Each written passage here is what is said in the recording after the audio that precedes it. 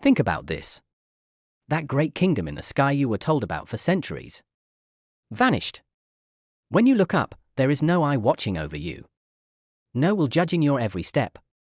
No sacred plan giving meaning to your suffering. Just a deep, silent, and boundless universe. So when you remove religion from the equation, what remains? Nothing but emptiness? Or a terrifying freedom? Dostoevsky once asked that famous question, if God does not exist, is everything permitted? But Albert Camus left us with a far more urgent one, if there is no God, is life still worth living? And his answer will both unsettle you and set you free. Are you ready? Camus was not interested in killing God. Because for him, the real question was never whether God exists. The real question was this: the human being searches for meaning. And the universe remains completely indifferent to that search. Camus called the collision between these two things the absurd. So what was religion doing here? Religion was closing the gap. It said, there is meaning, it is waiting for you after death. It said, your suffering has a reason, that reason is a divine plan. Camus gave this act of comfort a name, philosophical suicide. Not physical suicide. Intellectual suicide. Surrendering reason to an irrational belief, just to escape the questions. And when that divine whisper goes silent, what is left? Imagine this moment. You are walking down the busiest street in the city. Everything is moving. And then, suddenly, you freeze. Why am I here? Where does all this rushing lead? Tomorrow I'll do the same thing again. And one day I will die. And the universe will not care. That is the exact moment you are standing at the door of what Camus calls the absurd. The absurd is the terrible collision between the human being who craves meaning and the universe that offers none. And from this collision, three paths emerge. First path, physical suicide. Ending your life. Camus rejects it. Escape is not an answer. Second path, philosophical suicide. Taking refuge in religion, ideology, or any grand narrative. Saying, one day everything will make sense. Camus rejects this too. Because it is also an escape. Just a more elegant one. Third path, this is what Camus proposes. To accept the absurd exactly as it is. And to live in spite of it. Precisely because of it. But how? Let's be honest. Wouldn't it be easier to believe? To accept a higher purpose? To trust that everything happens for a reason? To take shelter in the bigger picture? Camus understood this temptation. But he rejected it. Not because he was weak. Because he loved truth more than comfort.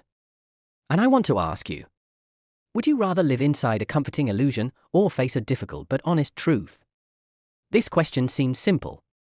But the answer changes everything. Camus' most famous work is The Myth of Sisyphus. And this small book is one of the most powerful manifestos modern existentialism has ever produced. Do you remember Sisyphus? That unfortunate king of Greek mythology. Punished for defying the gods. Condemned to push a giant boulder to the top of a mountain. But the boulder would roll back down every single time. Again. Again. Forever. Purposeless. Meaningless. Endless. Most people read this as a metaphor for hopelessness. But Camus said exactly the opposite. One must imagine Sisyphus happy. Shocking, isn't it? Because Sisyphus knows the rock will fall. And yet he carries it anyway. This awareness, this clear-eyed consciousness, gives him the power to be the master of his own fate. Every time the rock falls, the gods have not humiliated him. On the contrary, with every new beginning, Sisyphus declares his own freedom. That rock is his. That effort, that sweat, that exhaustion, all his. The moment you stop waiting for an answer from the outside, you gain the opportunity to turn every instant into a work of art. So what does a person who rejects religion live by, according to Camus? Camus identified three fundamental elements. Revolt. For Camus, revolt is not an angry rebellion. It is a conscious stance. The universe offers me no meaning. Death is inevitable. Pain is real. But I will still take ownership of my life. This sentence is the most honest and most powerful thing a person can say to themselves in the absence of religion's comfort. To keep on existing, that is the greatest philosophical act. Freedom. Religion defers freedom, you will be free in heaven. Camus says, freedom exists here and now, or not at all. If there is no cosmic obligation, you are not condemned to any fate. And here I need to ask you a deep question. Is being a good person without expecting a reward, without expecting heaven, not more virtuous than being good while waiting for one? Think about that. But note, Camus does not turn this freedom into everything is permitted. Because revolt comes with responsibility. Passion. For Camus, meaning does not come from a great universal truth. It comes from small, concrete, right-now things. The warmth of the sun. The smile of someone you love. The last page of a novel. The salty smell of the sea. Camus was born in Algeria. This is no coincidence.